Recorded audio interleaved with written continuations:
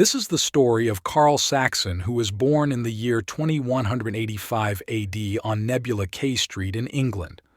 Talking about Carl, let's just say, due to the gift of Mother Nature, he has been a very curious child but cursed with lack of socialization ability as he mostly feels shy and awkward. He has a very hard time fitting in at school and could never get along with anyone. So, to cope with loneliness and to pass time, he started to visit the library.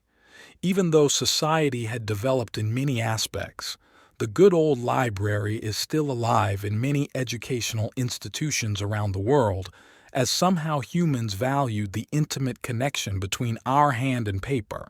He developed a discipline and spent his free time completely immersed in his books after regularly spending time in the library.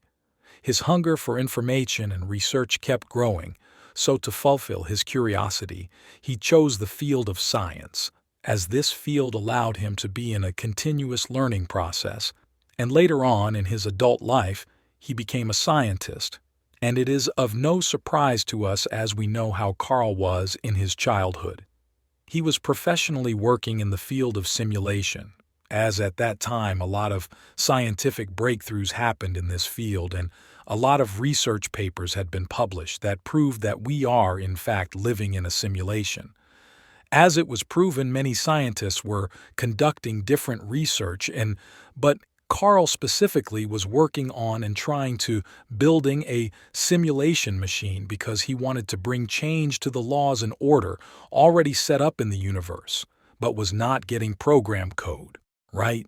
Similar to using cheat codes in our favorite games to bend the laws according to our will. Just like every other day coming back from work. He grabbed his favorite cheeseburger from Elvin's Food, reached home at around 7:20 p.m., popped a can of cola, sat down comfortably in his sofa, but while taking a big bite of the burger, as usual, the same thought popped into his head. This thought had been troubling him subconsciously since he got interested working on the simulation machine. He always dreamed of a perfect world where there was no suffering, no lies, no betrayal, and no crime. He wanted to lead the human race towards the utopian land.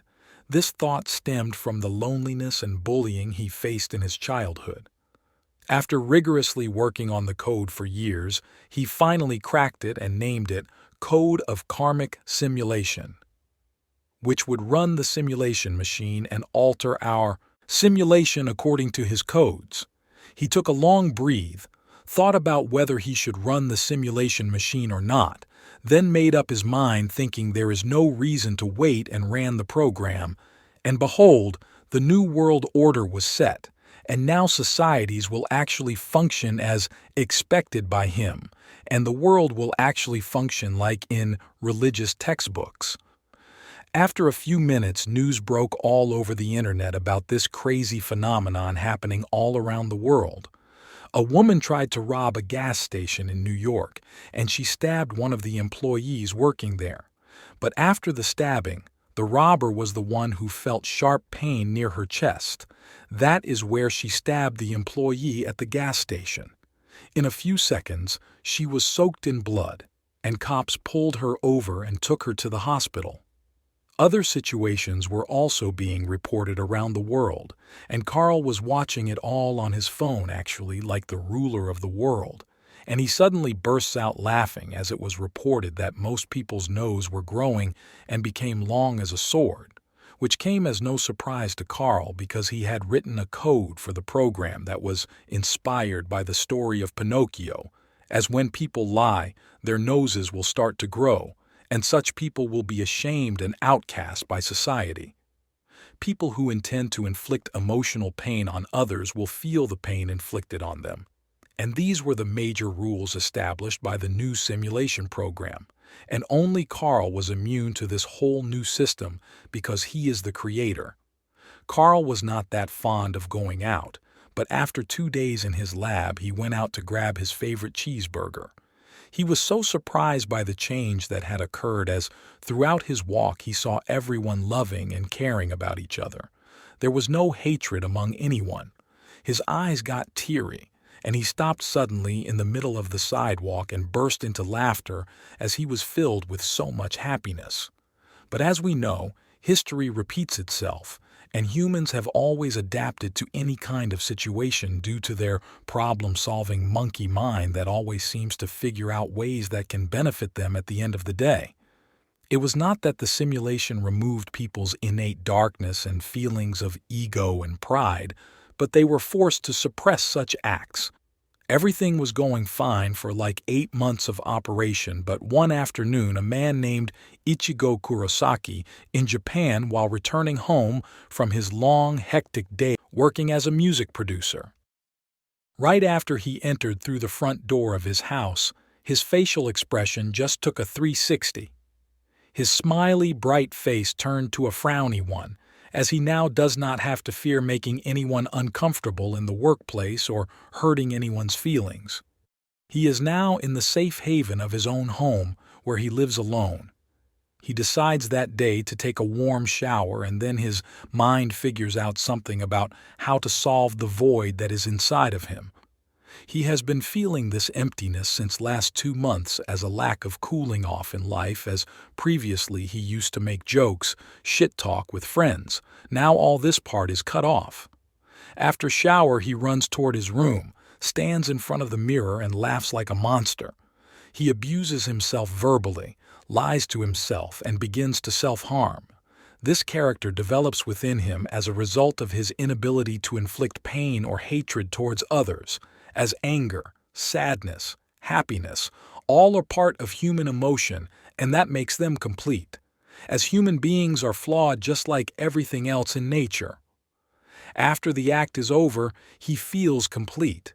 The void is filled, and from now on every day after returning from work, he gets into the act as it provides him with the utmost pleasure and makes him feel more complete in his life. However, this habit gradually creates a split personality within him.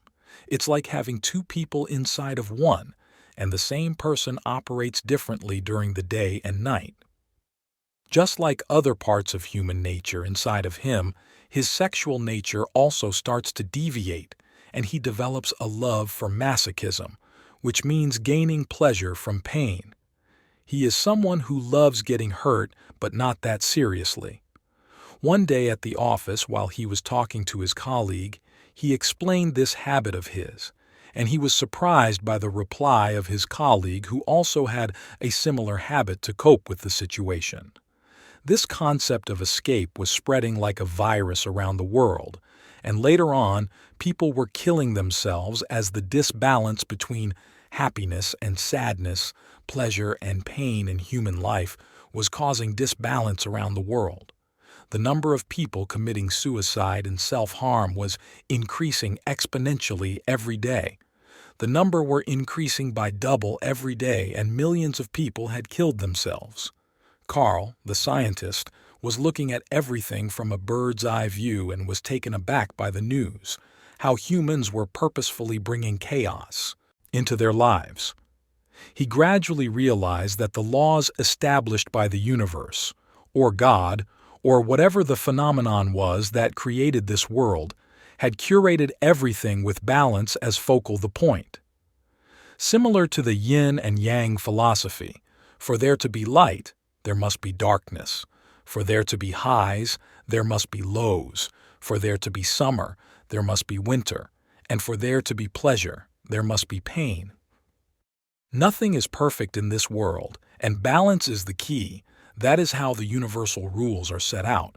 And then he knew that some rules of the universe cannot be bent, as there are things outside the realm of human consciousness. So, he breaks down the karmic simulator with his own bare hands, and he feels at the moment that the Creator has himself become the destroyer, as he fears the situation of the world can get worse, and human civilization might end if the situation stands the same for much longer. As the machine breaks down, the world restores back to its normal order, and he says to himself, "You simply cannot twist the fabric of truth. You must seek and accept it to become free."